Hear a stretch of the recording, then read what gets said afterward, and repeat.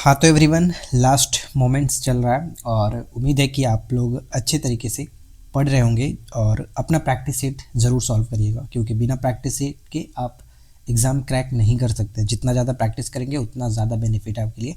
जिस टॉपिक में आपको प्रॉब्लम हो रही है उस टॉपिक को सर्च करके आप पढ़ लो, रिवीजन कर लो। ठीक है, तो स्टार्ट करते हैं। आज का ये टॉपिक साइंस से रहने वाला है, पादप उत्तक।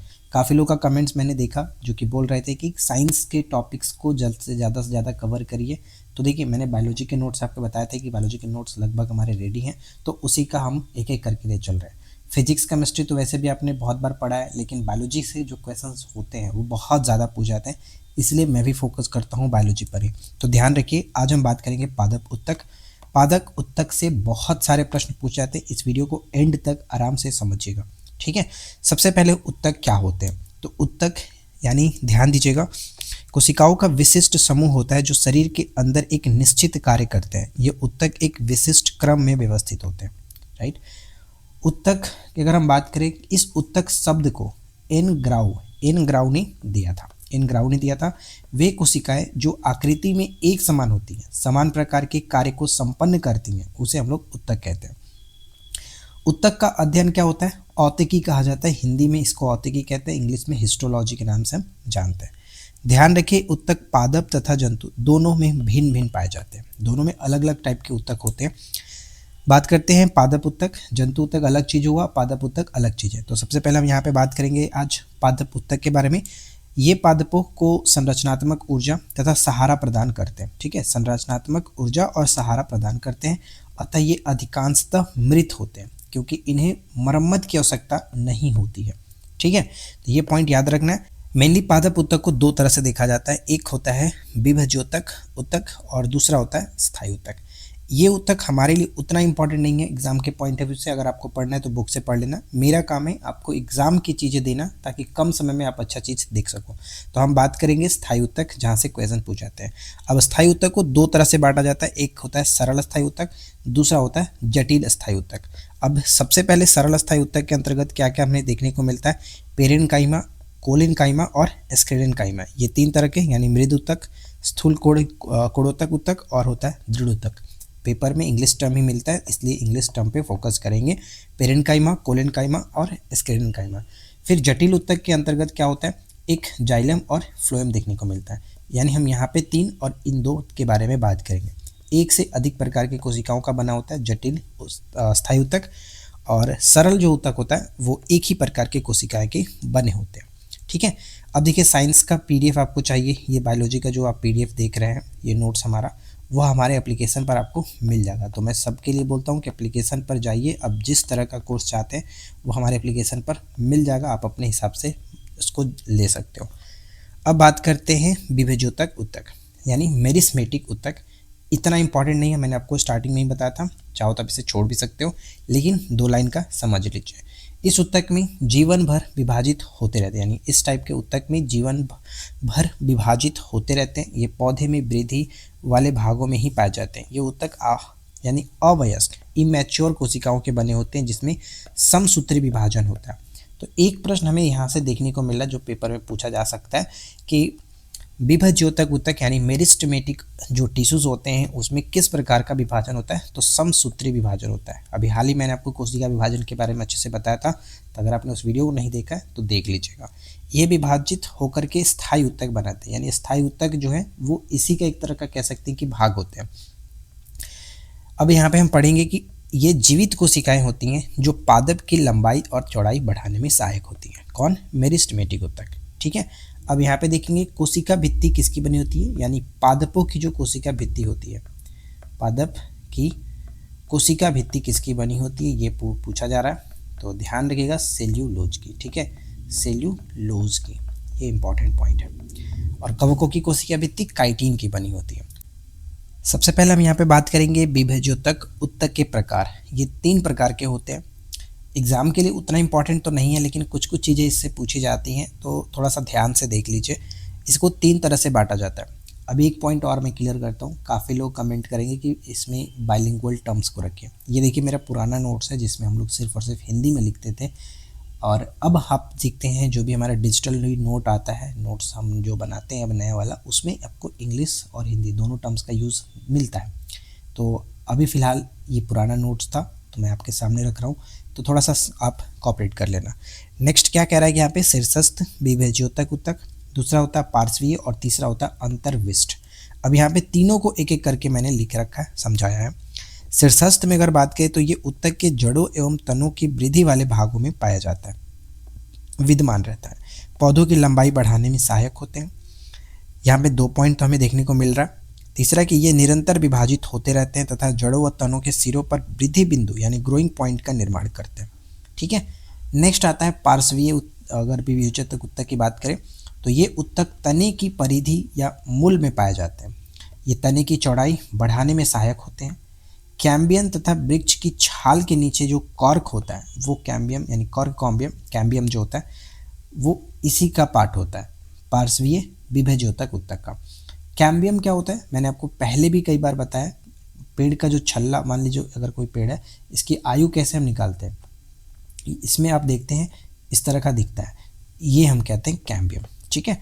नेक्स्ट क्या आता है, नेक्स्ट हमारा था अंतर्विष्ट विभज्योतक उत्तक।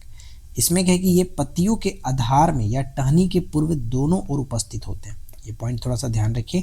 फिर इसके बाद है कि ये वास्तव में शीर्षस्थ विभज्योतक उत्तक के ही भाग हैं जो लंबाई बढ़ने के कारण शीर्षस्थ विभज्योतक उत्तक से अलग हो जाते हैं, यानी इसी का ये पार्ट होता है। राइट, तो ये थोड़ा सा ध्यान रखिएगा, कंफ्यूज नहीं करिए। यहाँ पे कह रहा है, देखिए जो दूसरा वाला था हमारा जिसे हमने देखा पार्श्वीय विभज्योतक उत्तक, इसे द्वितीय विभज्योतक उत्तक भी कहते हैं। इसके द्वारा बने वार्षिक वलय पेड़ की आयु के संकेत होते हैं। ठीक है, यही तो मैं आपको बताना चाह रहा था। अब आगे बढ़ते हैं। नेक्स्ट स्थायी उत्तक। अब जो इस टॉपिक का मेन पॉइंट है वो यहीं से स्टार्ट होता है, स्थायी उत्तक से। क्वेश्चन भी ज़्यादातर मैक्सिमम चांस होते हैं 90% इस टॉपिक से जब क्वेश्चन बनेंगे वो स्थायी उत्तक से ही बनते हैं। तो स्टार्ट करते हैं। स्थायी उत्तक, ये उत्तक विभज्योतक उत्तक के द्वारा ही बनते हैं, परंतु ये अपनी विभाजन होने की स्थिति खो देते हैं, जिसके कारण ये अस्थायी उत्तकों में परिवर्तित हो जाते हैं। मतलब स्थायी किसे कहते हैं, परमानेंट, मतलब कोई अब उसमें चेंजेस ना हो। तो ये चीज़ आप समझिए। ये मृतक और सजीव दोनों प्रकार के हो सकते हैं। ठीक है, मृतक और सजीव दोनों प्रकार के हो सकते हैं। अब आता है जो स्थायी उत्तक का पहला पार्ट, सरल स्थायी उत्तक। ठीक है, सरल स्थायी उत्तक। सरल स्थायी उत्तक में हमने 3 चीज़ देखा था और उसके बाद स्थायी उत्तक में हमने 2 चीज़ देखा था, तो वो हम बाद में देखेंगे। सबसे पहले सरल स्थायी उत्तक समझिए। ये उत्तक एक ही प्रकार की कोशिकाओं से बने होते हैं, अर्थात इनकी सभी कोशिकाएं समांगी यानी होमोजेनियस होती हैं। अब इसके प्रकार की बात करें तो ये 3 प्रकार का होते हैं। अब यहाँ पे तीनों प्रकार मैंने लिख रखा है। एक होता है पेरेनकाइमा, दूसरा होता है कोलेनकाइमा और तीसरा होता है स्क्लेरेनकाइमा। ये तीनों इंपॉर्टेंट है। कार्य और कोशिका संरचना के आधार पर इसे 3 भागों में ये बांटा जाता है।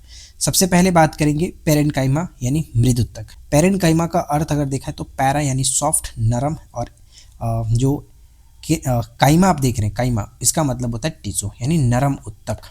ठीक है। अगर हम बात करें पहले बात की पेरेनकाइमा के बारे में, तो ध्यान देखिए कि समान व्यास वाली जीवित कोशिकाओं से बने होते हैं।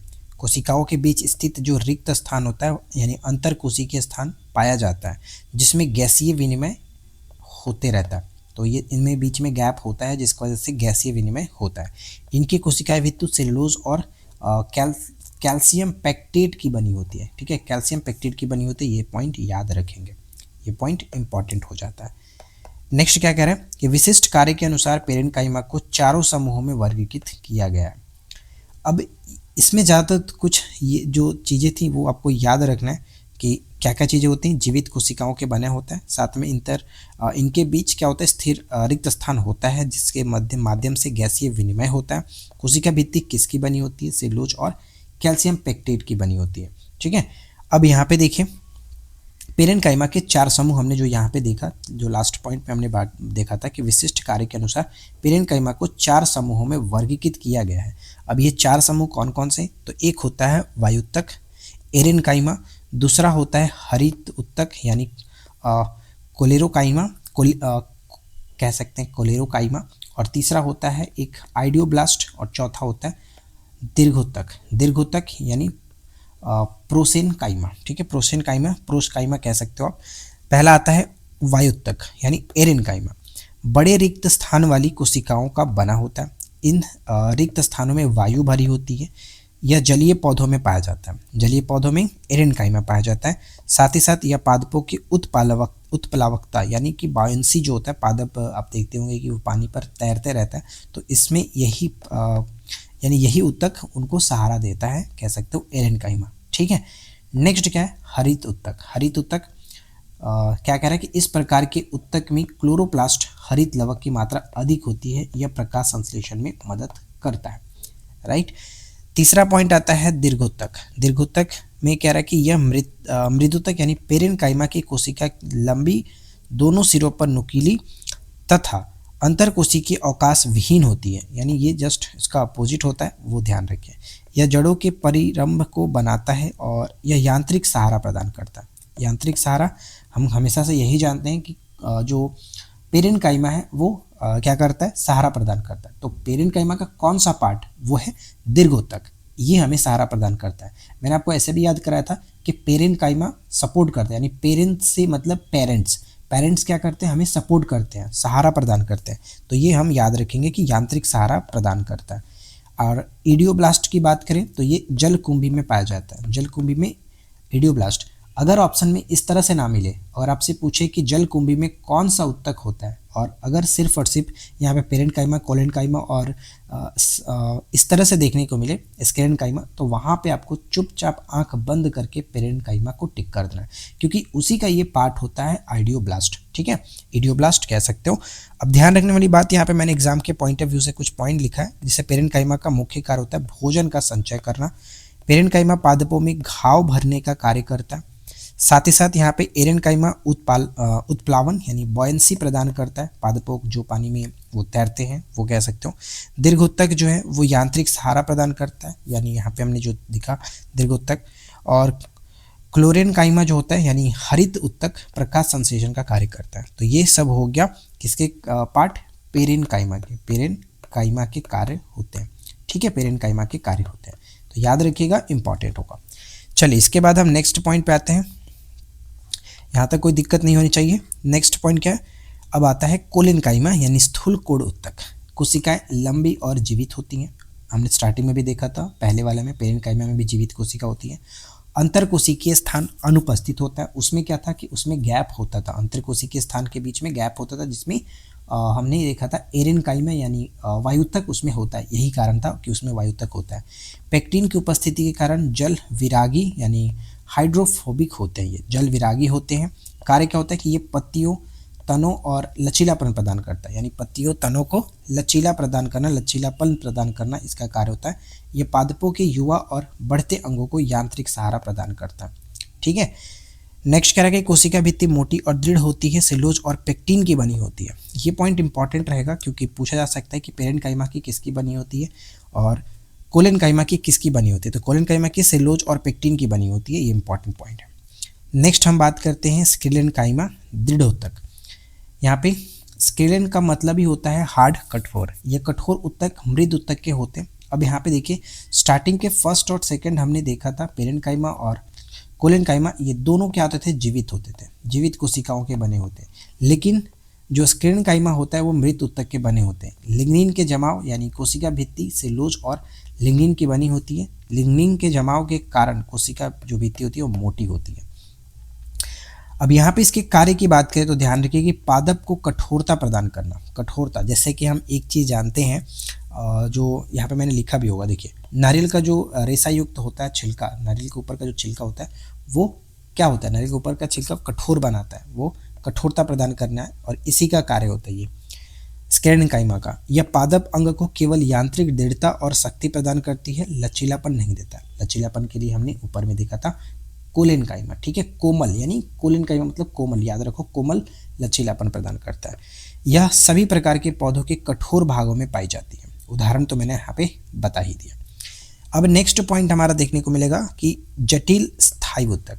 जटिल स्थायी उत्तक में दो चीज़ भी हमें देखने को मिलता है, एक जाइलम और एक फ्लोएम। ठीक है, और ये दोनों अपने आप में इंपॉर्टेंट है पेपर के लिए। ये एक से अधिक प्रकार की कोशिकाओं से मिलकर के बने होते हैं, जो एक साथ मिलकर के एक इकाई की तरह कार्य करते हैं। जाइलम और फ्लोएम जटिल स्थायी उत्तक के दो पार्ट हैं। अब इनको देखेंगे। सबसे पहले जाइलम। जाइलम क्या है, प्रायः कास्ट यानी उड भी कहते हैं इसे, प्रायः कास्ट यानी उड कहा जाता है। और यह संवाहक उत्तक यानी संवहन जिसको कहते हैं हम लोग, संवहन उत्तक वाटर कंडक्टिंग टिश्यू कहलाता है, कंडक्टिंग टिश्यू कहलाता है। क्योंकि जब जाइलम जो होता है उसमें हम संवहन उत्तक किसे कहते हैं, जब इसमें पानी जो है ले जाने की उपस्थिति में इस तरह का सिचुएशन में रहता है। यह पौधों के विभिन्न भागों में जैसे जड़, तना और पत्तियों में पाया जाता है। जाइलम के दो भाग होते हैं। जाइलम के दो पार्ट कौन कौन से हैं, तो यहाँ पे देखिए, जल व खनिज लवणों का संवहन करना और पौधों को यांत्रिक सहारा और कड़ापन भी देना। अब यहाँ पे देखेंगे कि इसके निर्माण में 4 प्रकार की कोशिकाएं भाग लेती हैं, जिसमें अधिकतर मृत होती हैं। कौन कौन होती है भाई, यहाँ पे समझिए कि वाहिनिकाएं यानी वाहिनिकाएं कोशिकाएं होती हैं, जिसको हम लोग कह सकते हैं ट्रैचिड्स। दूसरा होता है वाहिकाएं, वेसल्स। तीसरा होता है जाइलम मृतक यानी हम इसको कहते हैं जाइलम मृदुतक। और चौथा होता है जाइलम तंतु, जाइलम तंतु। यहाँ पे देखिए सबसे महत्वपूर्ण भाग जो होता है वाहिकाएं होता है। यहाँ पे मैंने थोड़ा सा पॉइंट करके लिख रखा। हमें उतना याद नहीं रखना, हमें सिर्फ ये रखना है कि इसके निर्माण में कितनी प्रकार की कोशिकाएं भाग लेती है। सिर्फ 4 प्रकार की कोशिकाएं भाग लेती हैं। और इसका कार्य क्या होता है, तो खनिज व लवण का संवहन करना, इसलिए हम इसे कहते हैं संवहन उत्तक इसमें होता है। राइट, नेक्स्ट पॉइंट क्या आता है, फ्लोएम, जो कि लास्ट पॉइंट है। फ्लोएम के अंतर्गत देखेंगे कि यह भी एक संवहन उत्तक है। अब इसमें बना हुआ जो भोजन होता है वो फ्लोएम के माध्यम से एक दूसरे से, एक जगह से दूसरे स्थान पर पहुंचाया जाता है। साथ ही साथ आगे हम देखेंगे, सब ध्यान से देखिए कि मुख्य कार्य इसका क्या होता है कि पौधे के हरे भागों में निर्मित भोज्य पदार्थों को दूसरे भागों तक पहुंचाना इसका कार्य फ्लोएम का।